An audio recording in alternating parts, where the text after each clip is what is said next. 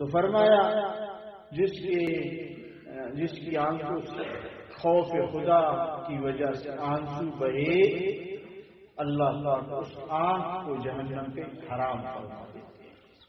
اب آپ سے میں پوچھتا ہوں کہ اللہ پاک اس آنکھ کو اگر حرام فرمائے جہنم، تو پھر پورا بدن بھی اس کی برکت سے بچ جائے گا۔ ایسے تو نہیں کریں گے آنکھ نکال کے باہر رکھیں گے پورے بدن کو جہنم میں جلائیں گے، تو یہ آنکھ کی ایسی قیمت ہے۔ فرمایا جو خوف خدا سے، اللہ کے خوف سے روئے اور اس کی آنکھ وہ چہرے پہ آ جائے، اس چہرے کو اللہ جہنم کی آگ پہ حرام کر دیتے ہیں۔ مزے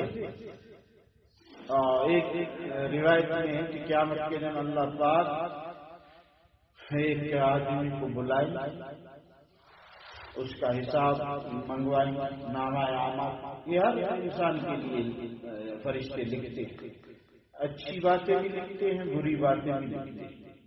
اور عجیب بات، آپ کا رب آپ کو اتنی محبت کرتا ہے، حدیث کی کتابوں میں ہے کہ اللہ پاک فرشتوں کو فرماتے ہیں کہ میرے فرشتوں، میرا بندہ جب نیکی کا ارادہ کرے تو نیکی لکھ لے، اگر نیکی کر لے تو 10 مرتبہ نیکی لکھ لے۔ یہ محبت کی نشانی ہے کہ نہیں؟ آگے فرمایا کہ اگر میرا بندہ وہ گناہ کا ارادہ کرے تو گناہ مت لکھنا، ادھر کا نیکی کا ارادہ کرے نیکی لکھ، یہاں کیا فرمایا؟ گناہ کا ارادہ کرے گناہ مت لکھنا۔ اللہ اگر گناہ کر لیا تو پھر ایک گناہ لکھنا، 10 نہیں۔ یہاں تک بھی روایت میں ہے کہ یہ جو فرشتہ ہے دائیں طرف والا، وہ فرشتہ نیکی لکھنے والا، وہ اس فرشتے کو کہتے ہیں آپ تھوڑا صبر کرو، شاید یہ ظالم توبہ کرے، گناہ سے توبہ کرے۔ لہذا میرے دوستوں، اللہ رب العزت مجھ سے آپ سے محبت کرتے ہیں، چاہتے ہیں میرا بندہ پاک صاف ہو کے میرے پاس آئے، گند غلاظتوں کے ساتھ نہ آئے۔ فرمایا جس آنکھ سے ایک مکی برابر آنسو بہے، مکی کے سر سے، اس اللہ کے خوف، اس آدمی کا جہنم میں جانا ایسے مشکل ہے جیسے دودھ کا پھر واپس تنوں میں واپس جاتا، ایک دفعہ نکال تو بکری کے تن سے دودھ پھر واپس نہیں لے جا سکتا، اس آدمی کا جانا ایسے مشکل۔ تو میں عرض کر رہا تھا ایک آدمی کو اللہ پاک بلائیں گے، اس سے حساب کتاب ہوگا، نامہ اعمال لایا جائے گا، فرشتوں سے کہا جائے گا کہ تم نے ایک چیز نہیں لکھی، فرشتے کہیں گے کہ اللہ کیا چیز، ہم نے تو سب لکھے۔ فرمایا اس کا ایک عمل میرے پاس ہے، میرا بندہ ایک دن بیٹھا اپنے گناہوں پر ندامت کر رہا تھا اور اس کا دل سخت تھا، اس کی آنسو بھی نہیں آتے تھے، ظالم تھوڑی سی آنکھوں میں نمی آ گئی اور یہ پلکیں بھیگ گئی، اس پلکوں کے بھیگنے کی وجہ سے اس کی مغفرت ہو گئی۔ تو کیا خیال ہے، ایسے پیارے اللہ سے منہ موڑنا بہتر ہے یا محبت کرنا بہتر ہے؟ عارضی میرے دوستوں، گناہوں کے لیے اللہ کو ناراض نہ کریں، عارضی لذت ہو اور حرام خوری سے بچے، اس سے دل سخت ہو جاتا ہے، مردہ ہو جاتا ہے۔ تو ان سے بچنے سے اللہ رب العزت انشاءاللہ العزیز حرام خوری سے دل کو نرم فرماتے ہیں۔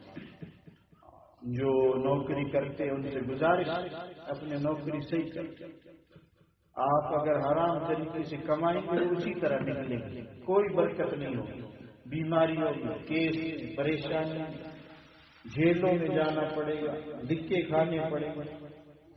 تو میں عرض کر رہا تھا التائب من الذنب کمن لا ذنب لہ، توبہ کرنا، گناہوں سے توبہ کرنے والا ایسا ہے گویا اس نے گناہ کیا ہی نہیں۔ نبی پاک صلی اللہ علیہ وسلم کے پاس ایک عورت آئی اور عرض کیا کہ اللہ کے رسول مجھ سے زنا ہوا ہے۔ مجھے احساس ہو گیا کہ اگر میں یہاں اپنے آپ کو پاک نہ کرواؤں تو قیامت کے دن میرے لیے مصیبت، اس عذاب کو میں اٹھا نہیں سکتا۔ تو نبی پاک صلی اللہ علیہ وسلم نے روایت میں چہرہ موڑ لیا، وہ عورت وہاں سے آ گئی اور پھر عرض کیا اللہ کے رسول مجھ سے زنا ہوا، مجھے پاک کر، ادھر سزا دے۔ مجھے پتہ ہے کہ جو شادی شدہ عورت زنا کرے اسے رجم، سنسار، پتھر مارتے اسلام مار، بس ادھر میرا مسئلہ حل کرے، ادھر میں جواب نہیں دے سکتی۔ آپ صلی اللہ علیہ وسلم نے پھر چہرہ موڑا، وہ پھر آیا، اللہ کے رسول مجھے پاک کر دے، میں بوجھ نہیں اٹھا سکتی، مجھ سے غلطی ہو گئی، احساس ہوا مجھے اپنے گناہ۔ چوتھے طرف رخ فرمایا آپ صلی اللہ علیہ وسلم نے، وہ عورت پھر منہ کے سامنے آیا، پھر عرض کیا۔ آپ صلی اللہ علیہ وسلم نے فرمایا کہ امید ہے عملدار ہو؟ اس نے کہا جی۔ کہا بس جب تک بچہ پیدا نہ ہو سزا نہیں دے سکتی، اب تو 2 جان ہیں۔ وہ عورت گئی اور 9 مہینے کے بعد بچہ پیدا کر کے گود میں بچہ ہے لائی کہ اب مجھے پاک کر، اب مجھے قتل کر، یہ بچہ پیدا ہوا۔ آپ صلی اللہ علیہ وسلم نے فرمایا اس بچے کا عذاب، اس کا دودھ 2 سال پلانا ہے، 2 سال دودھ پلایا۔ روایت میں ہے کہ 2 سال دودھ پلانے کے بعد آئی اور ایک روٹی کا ٹکڑا بچے کے ہاتھ میں دیا ہے، بچے کو دکھا رہی ہے کہ یہ ہے بچہ، اب خود روٹی کھا سکتا ہے، اب دودھ کی ضرورت نہیں، مجھے پاک کر۔ اللہ، یہ بڑا ایمان چاہیے۔ ایک تو اپنی ذلت دیکھو، ہر دفعہ آ جائے اپنے آپ کو اللہ کے لیے ذلیل کر کہ غلطی ہو گئی، دنیا میں پاک کر دو، آخرت میں اٹھا نہیں سکتی اس بوجھ کو۔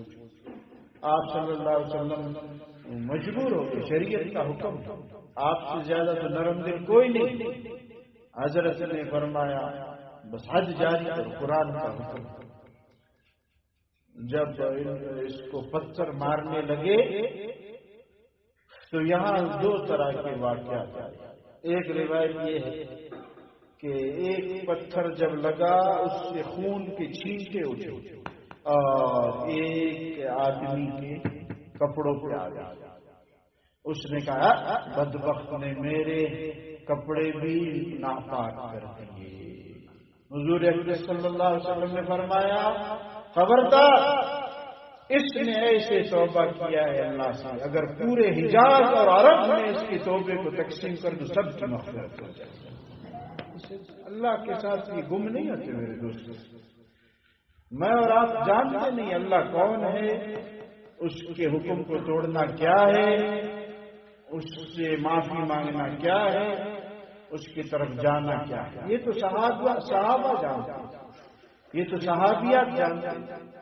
اما عائشہ یہ جانتی، اما عائشہ کے بارے میں ہے کہ ان چیزوں کو جانتی۔ فرمایا 2 بوری چاندی کے سکے آئے، سکے جو آپ کے 5 روپے کے سکے ہیں، 10 روپے کے، 2 روپے کے، 2 بوری چاندی۔ لکھا ہے کہ لاکھ درہم سے زیادہ تھے، لاکھ سکے سے زیادہ۔ اما عائشہ نے اپنی خادمہ سے کہا کوئی برتن لاؤ، برتن۔ وہ برتن لائے، اس برتن میں بھر کے کہتی تھی یہ فلاں ہمسائے کا ہے، چاندی کا برتن بھرا ہوا، یہ فلاں ہمسائے کو دے دو، یہ فلاں، شام تک ایک سکہ بھی نہیں چھوڑا۔ لکھا ہے کہ شام کو خادمہ آئی اور اما عائشہ کا روزہ، خود روزے، ایک روٹی اور زیتون کا تیل یہ لائے۔ تو اس خادمہ نے کہا کیا ہی اچھا ہوتا کہ 1 درہم آپ چھوڑتے، 1 سکہ، ہم گوشت لیتے اور یہ پکا کے آج روزہ گوشت افطار کرتے۔ اما عائشہ نے کہا اب کیا فائدہ، پہلے بتاتے، یاد دلاتے، اپنے آپ کو بھول گئے، اللہ یاد، آخرت یاد، اللہ کے نبی کی امت یاد، اللہ کی مخلوق کے دلجوئی اور ان کی مدد، یہ یاد۔ عجیب، آپ ان کے واقعات بڑے حیران رہ گئے۔ ایک دفعہ بیٹھے روزے سے، روٹی سامنے، ایک روٹی بس، اب یہ روٹی کھانے کے لیے ہاتھ بڑھا رہی ہے، وہاں سے دروازے پہ فقیر نے آواز دی، فقیر ہے، مسکین، کوئی کھانے کے لیے چیز دے دے۔ اما عائشہ نے فرمایا کہ دے دو یہ روٹی۔ خادمہ نے کہا کہ اما اور تو نہیں ہے، کہتے بس چھوڑ دو اس بات کو، دے دے۔ ایسے اپنی آخرت کے لیے فکر مند اور ایسے اللہ پاک سے تعلق کہ ہر چیز قربان کرنے والے۔ خود فرماتی ہے کہ ہمیں ایک چاند ہم دیکھتے، پھر دوسرا چاند دیکھتے، پھر تیسرا چاند نظر آتا تھا، 2 مہینے بھرے ہوئے، تیسرا چاند نظر آتا تھا۔ نبی پاک صلی اللہ علیہ وسلم کے کسی گھر میں آگ نہیں جلتی تھی کہ اس سے روٹی پکا کے کھا لے۔ تو شاگردوں نے پوچھا اما پھر آپ گزارا کیسے کرتے؟ فرمایا سودین، 2 سیاہ چیز کا، وہ کیا کہ ایک پانی اور ایک کھجور، اور وہ بھی پیٹ بھر کے نہیں ہوتا۔ خود روایت ہے کہ نبی پاک صلی اللہ علیہ وسلم نے تمام زندگی 3 دن مسلسل گندم کی روٹی نہیں کھائی، مسلسل۔ ایک دن گندم کی روٹی، اگلے دن کھجور، اگلے دن فاقہ، پھر اگلے دن جو کی روٹی۔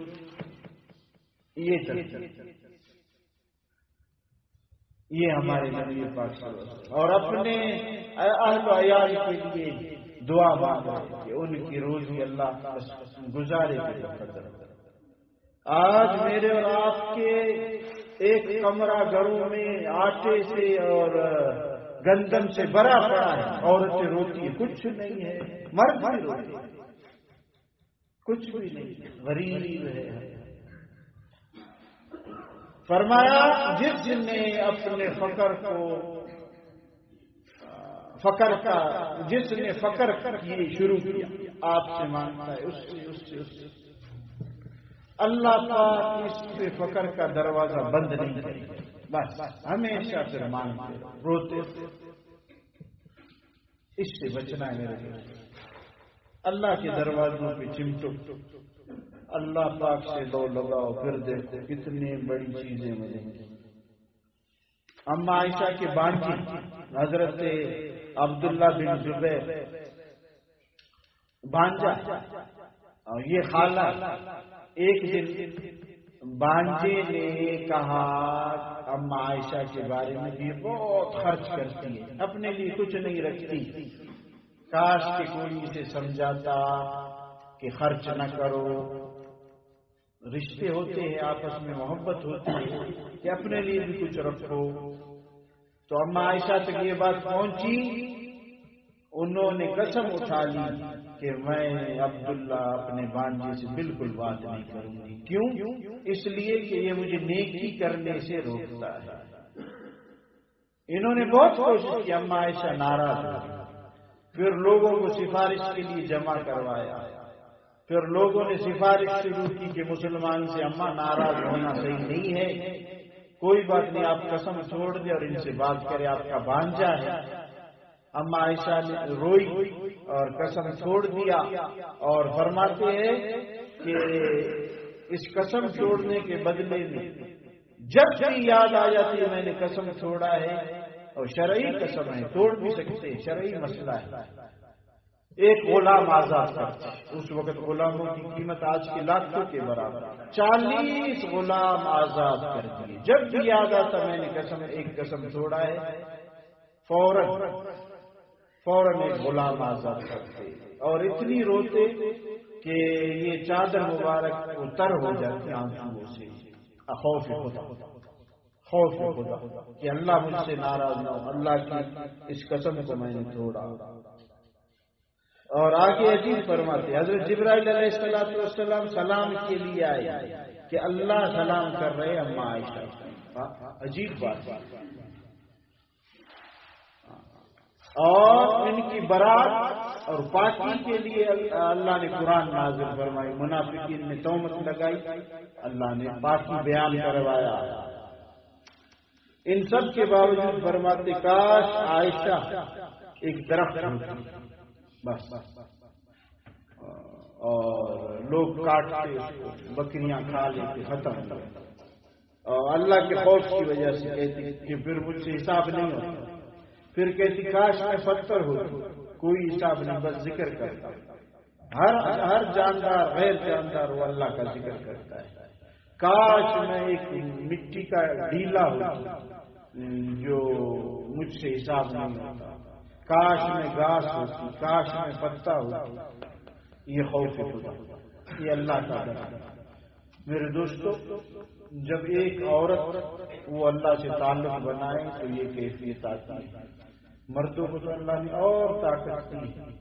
میں اور آپ اللہ سے تعلق جوڑے، گناہوں سے نفرت کرے اور ایسے ماحول اپنائے جس میں نیکی کرنا آسان اور گناہ کرنا مشکل.